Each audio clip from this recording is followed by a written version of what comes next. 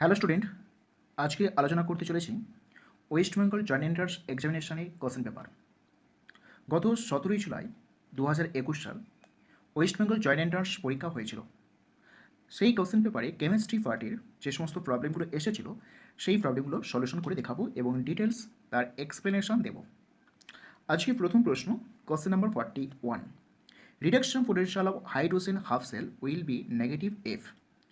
চারটি অপশন দেওয়া আছে এ বি সি ডি, এর মধ্যে কোন অপশানটা রাইট? তাহলে হাইড্রোজেন ইলেকট্রোড বলা হয়েছে এবং হাইড্রোজেন ইলেকট্রোডের পোটেনশিয়াল আর সেই পোটেনশিয়াল হচ্ছে রিডাকশন পোটেনশিয়াল। হাইড্রোজেন ইলেকট্রোডের ক্ষেত্রে 2H প্লাস 2 ইলেকট্রন থেকে হাইড্রোজেন গ্যাস প্রসেসটা রিডাকশন করেছে।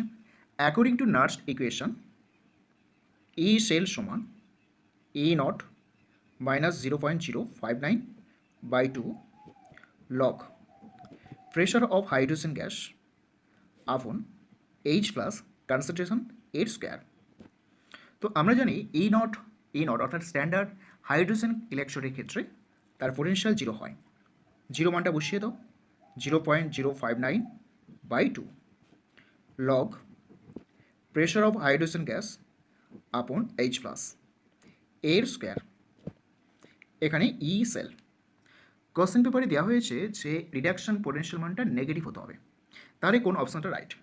তো অলরেডি এখানে নেগেটিভ আছে, তো এই নেগেটিভটাকে বোঝায় রাখার জন্য এই ভ্যালুটাকে পজিটিভ হতে হবে।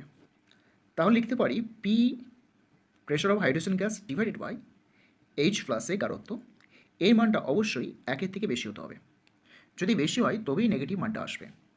এখান থেকে বোঝা যাচ্ছে প্রেশার অফ হাইড্রোজেন গ্যাস বেশি হবে এইচ প্লাস গারত্বের তার স্কোয়ার। তাহলে এই কন্ডিশন যদি রাখা হয় তবেই রিডাকশন পোটেনশিয়াল অফ হাইড্রোজেন ইলেকট্রনের ক্ষেত্রে মানটা নেগেটিভ আসবে। তাহলে এবার অপশান দেখা যাক কোন অপশানটা রাইট হয়। এখানে দেখো যে অপশানগুলো দেওয়া হয়েছে, প্রেশার অফ হাইড্রোজেন গ্যাস বেশি হবে এইচ প্লাসের তুলনায়। তাহলে এখানে pressure of hydrogen gas 2 ATM আছে আর এইচ প্লাস এগারো তো 1 আছে, তো 1কে স্কোয়ার করলে 1ই থাকবে, তাহলে 2 greater than H plus square. তো অপশান সি এর অপশানটা এখানে রাইট। নেক্সট কোশ্চেন যেটা দেওয়া হয়েছে 43, 2.5 ml 0.4 molar week mono acidic base যার কেবি 1 × 10⁻12 at 25 degree centigrade is titrated with 2/15 molar HCl in water at 25 degree centigrade. The concentration of H plus at equivalence point is, এখানে KW মানটা বলে দেওয়া আছে। তাহলে এই প্রবলেমটা কিভাবে সলিউশন করব? তাহলে দেখো এখানে ট্রাইটেশন করা হয়েছে উইক মনো অ্যাসিডিক বেস অর্থাৎ উইক বেসের সঙ্গে strong acid HCl strong acid titration করা হয়েছে। তো ট্রাইটেশনে ইকুইভ্যালেন্স পয়েন্টে H প্লাসের গারত্ব কত? তো যদি একটা উইক বেস নেওয়া হয়, উইক বেস তার সঙ্গে স্ট্রং অ্যাসিড মেশানো হচ্ছে, অ্যাট ইকুইভ্যালেন্ট পয়েন্টে উৎপন্ন হবে সল্ট অ্যান্ড ওয়াটার, সল্ট উৎপন্ন হবে।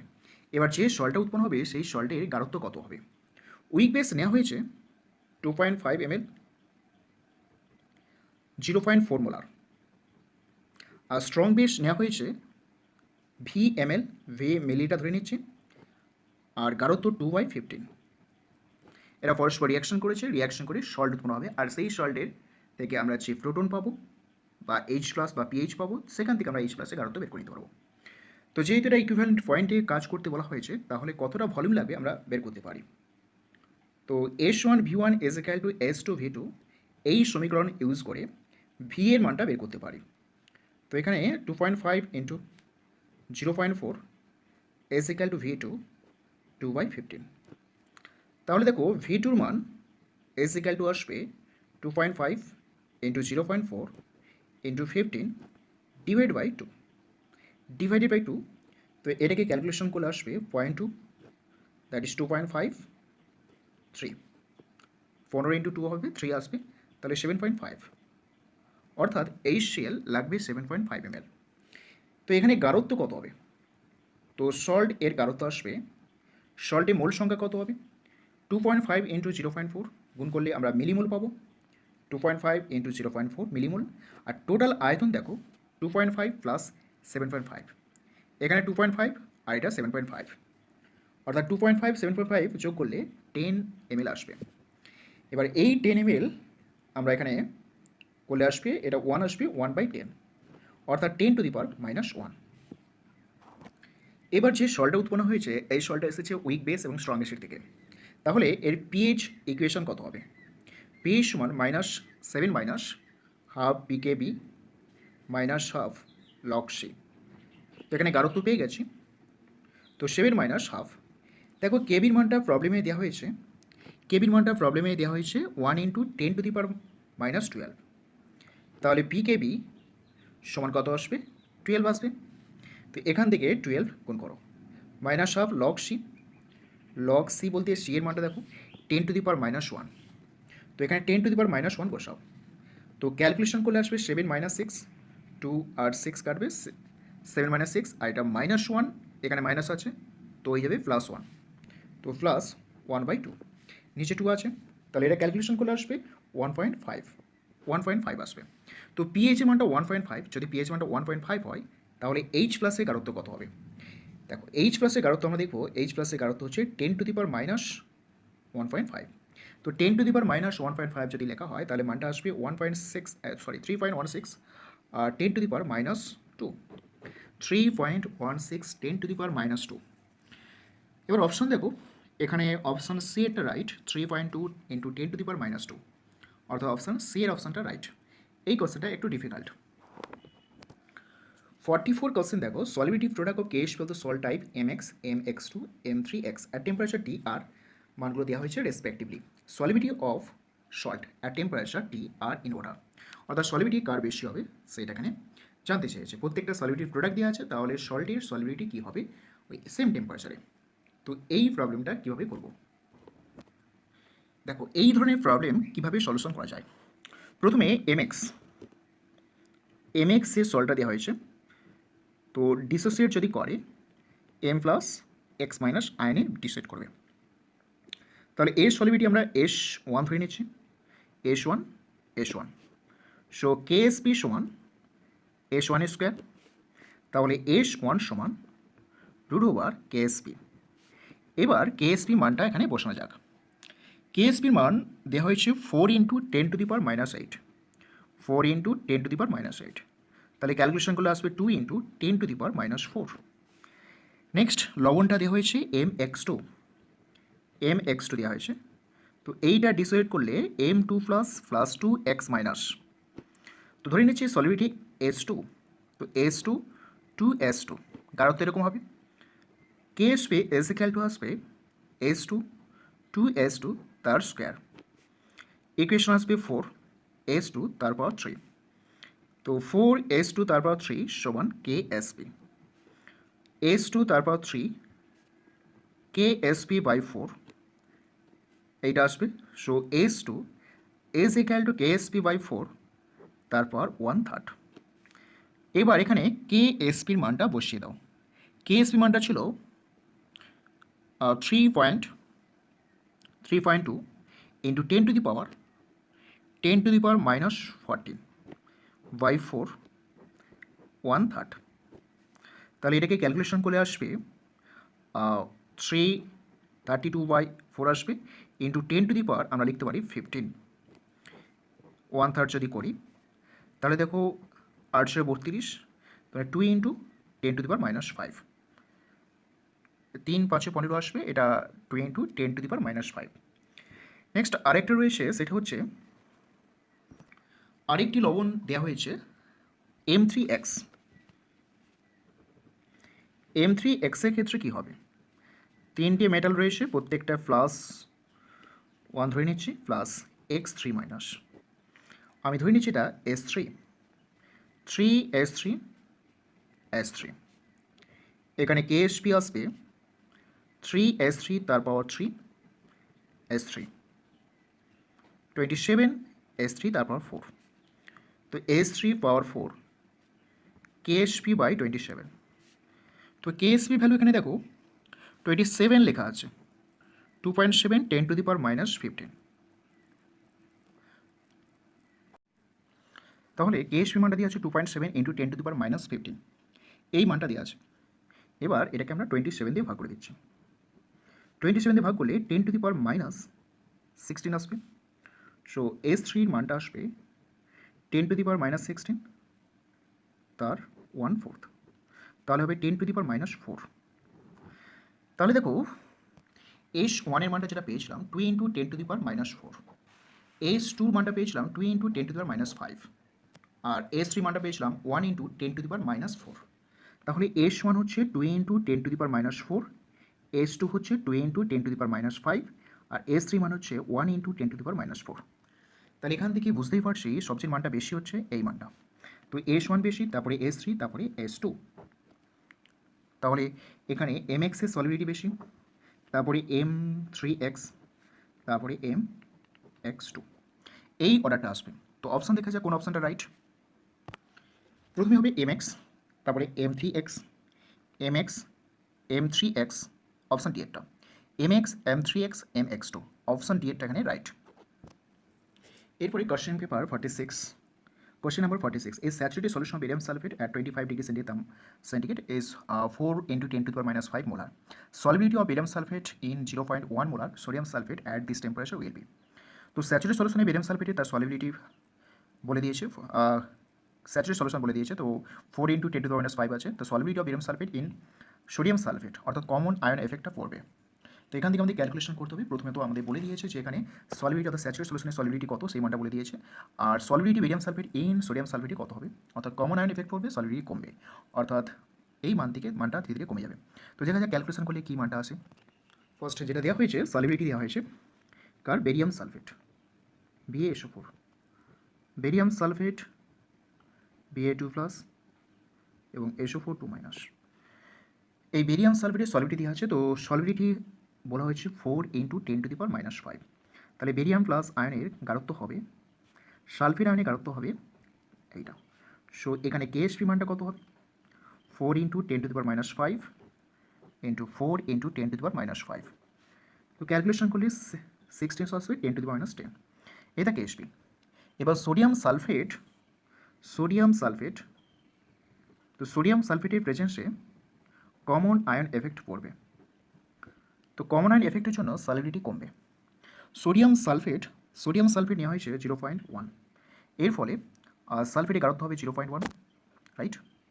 তো এর ফলে বেরিয়াম সালফেটে সলিবিলিটি কমলে বেরিয়াম 2+ আর সালফেট SO4 2-। ধরলাম এর সলিবিলিটি S হয়ে গেছে, তাহলে বেরিয়াম S, সালফেট S। তো এখন সলিউশনে দেখো সালফেট S থাকলে আর এখান থেকে সালফেট পাওয়া যাচ্ছে 0.1, তো টোটাল সালফেটের গাঢ়ত্ব হয়ে গেল S 0.1।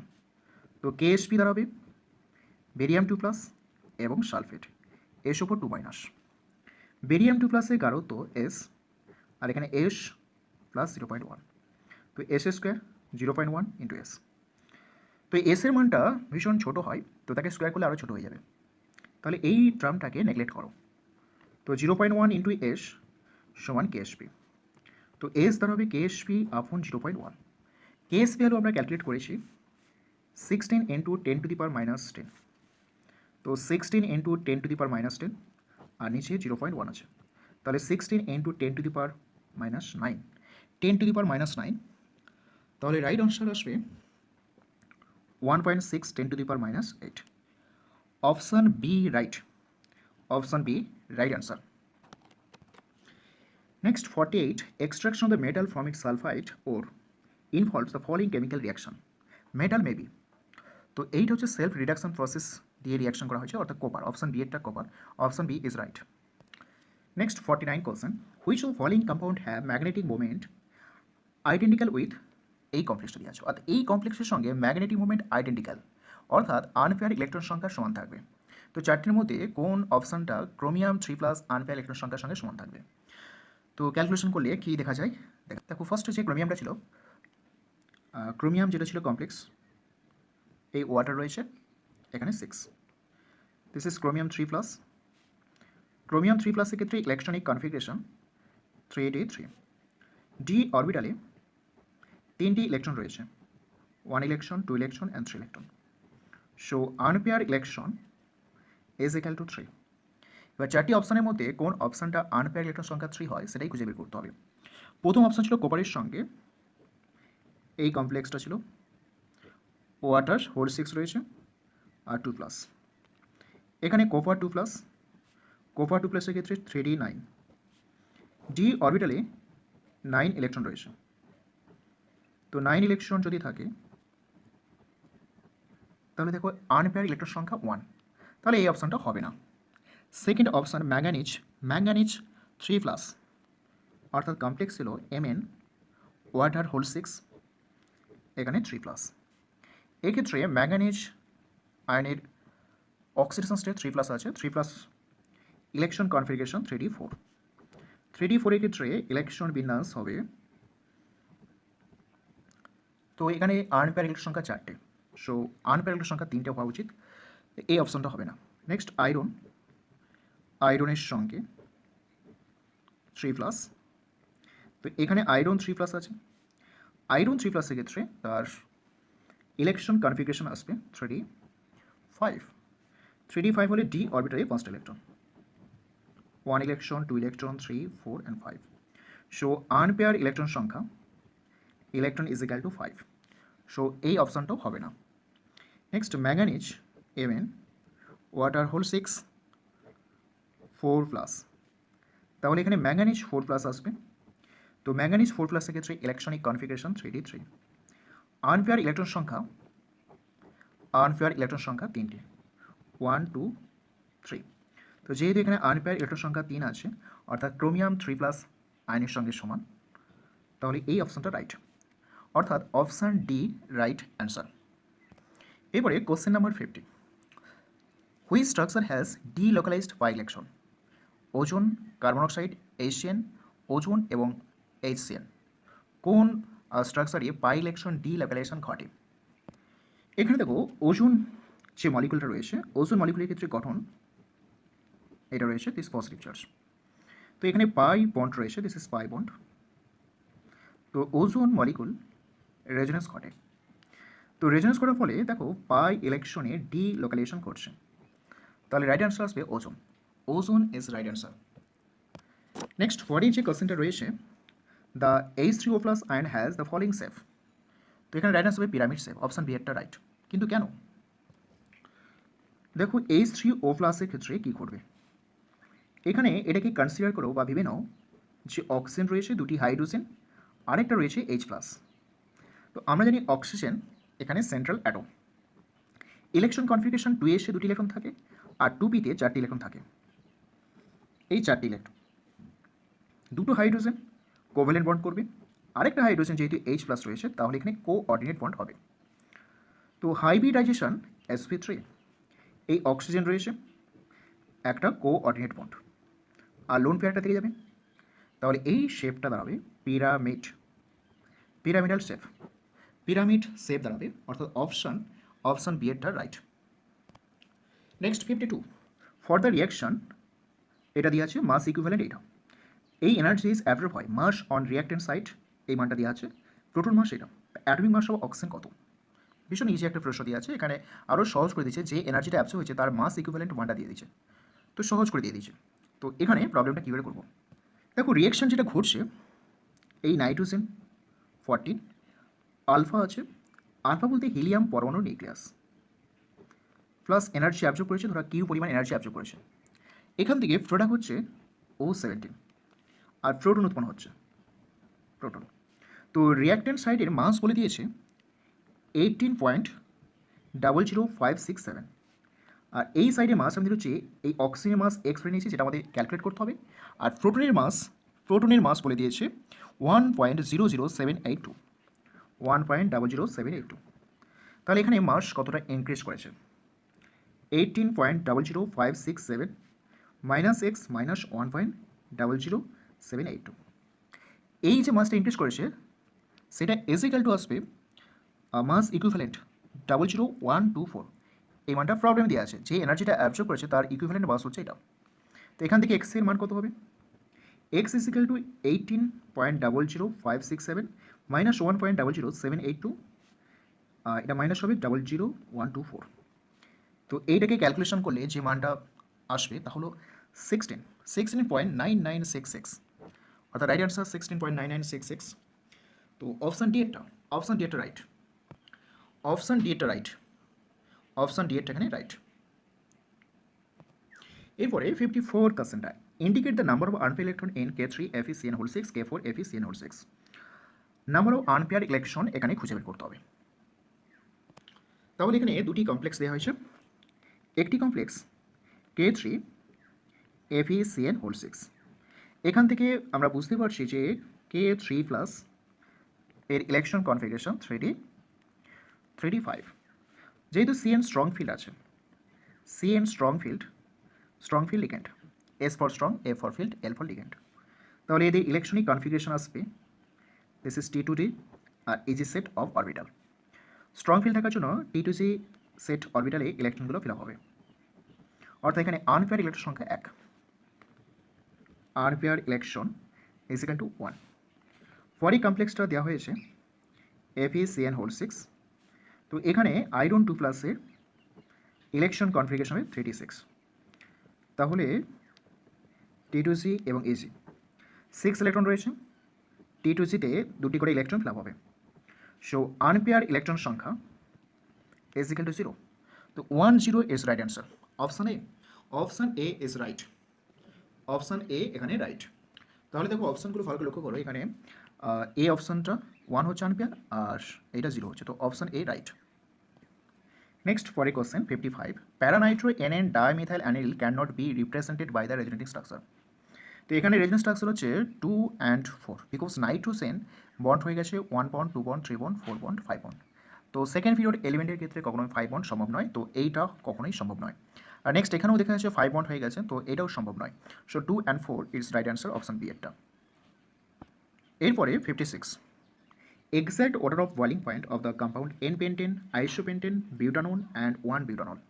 বয়েলিং পয়েন্ট, তো বয়েলিং পয়েন্ট বলতে বোঝায় যে মলিকুলার অ্যাসোসিয়েশনটাকে ভাঙতে হবে, তো যত টেম্পারেচার বেশি লাগবে অ্যাসোসিয়েশনটাকে ভাঙতে তত বয়েলিং পয়েন্ট বেশি হবে। তো এখানে বিউটানল আছে, বিউটানন আছে, আইসোপেন্টেন, N-পেন্টেন আছে, 4টে মলিকুল আছে। 1-butanol ক্ষেত্রে কি দেখবো, 1 যে বিউটানল রয়েছে 1 2 3 4, এই 1-butanol। 1-butanol ক্ষেত্রে হাইড্রোজেন বন্ডিং হয়, অর্থাৎ দুটো মলিকুলের মধ্যে হাইড্রোজেন বন্ডিং। বিউটান টু অল, এই বিউটান টু অল মলিকুলের মধ্যে পোলার অ্যাট্রাকশন ফোর্স থাকে, পোলার অ্যাট্রাকশন ফোর্স থাকবে। This is delta positive and oxygen delta negative. এই বন্ড রয়েছে carbon delta positive, oxygen negative, তো এই পজিটিভ নেগেটিভ মধ্যে অ্যাট্রাকশন ফোর্স থাকে। নেক্সট হচ্ছে N-পেন্টেন আর আইসোপেন্টেন। তো N-পেন্টেনের বয়েলিং পয়েন্ট বেশি হয় আইসোপেন্টেনের ক্ষেত্রে, কারণ ভ্যান্ডাল ফোর্সটা বেশি হয় N-পেন্টেনের ক্ষেত্রে। তো সবচেয়ে বেশি আসবে হাইড্রোজেন বন্ডিং, তারপরে পোলার ইন্টারাকশন, ভ্যান্ডাল ফোর্স। তো ফার্স্ট আসবে 1-butanol, 2-butanol, N-পেন্টেন, আইসোপেন্টেন। তাহলে এবার অপশানগুলো দেখো, 1-butanol is right answer. 1-butanol এটা আছে, তার বিউটানন, তো বিউটানন হবে। তারপরে আইসোপেন্টেনের তুলনায় N-পেন্টেনটা বেশি হবে, আইসোপেন্টেন কম হবে, অপশান বি এটা রাইট। 1-butanol, বিউটানন, N-পেন্টেন, আইসোপেন্টেন, অপশান বি এটা রাইট। এরপরে 56 আছে, maximum number of atom that can be in one plane in the molecule para nitro benzonitrile. Para nitro benzonitrile কম্পাউন্ডের মধ্যে ম্যাক্সিমাম কতগুলো অ্যাটম একটা প্লেনের মধ্যে থাকবে। তো এখানে যে মলিকুলটা দেওয়া আছে প্যারানাইট্রো বেঞ্জোনাইট্রাইল, এই নাইট্রোজেন ডাবল বন্ড ও আর এখানে কোয়ার্টার আছে। তো এখানে প্রত্যেকটা অ্যাটমই একটা প্লেনের মধ্যে আছে। অ্যাটম 1 2 3 4 5 6 7 8 9 10 11 আর হাইড্রোজেন 4টা আছে, তো 15, টোটাল 15 অ্যাটম একই প্লেনে আছে। অপশন রাইট হবে অপশন ডি এটা, অপশন ডি এটা রাইট। এখানে দেখো অপশন ডি এর অপশনটা right. Next 58 question, cyclo 18 carbon অর্থাৎ 18টা কার্বন আছে is allotrope of carbon with molecular formula C18. It is a ring of 18 carbon atoms connected by the single and triple bond. Total number of the triple bond present in this cyclocarbon. So right answer option A 9. 9 is right answer.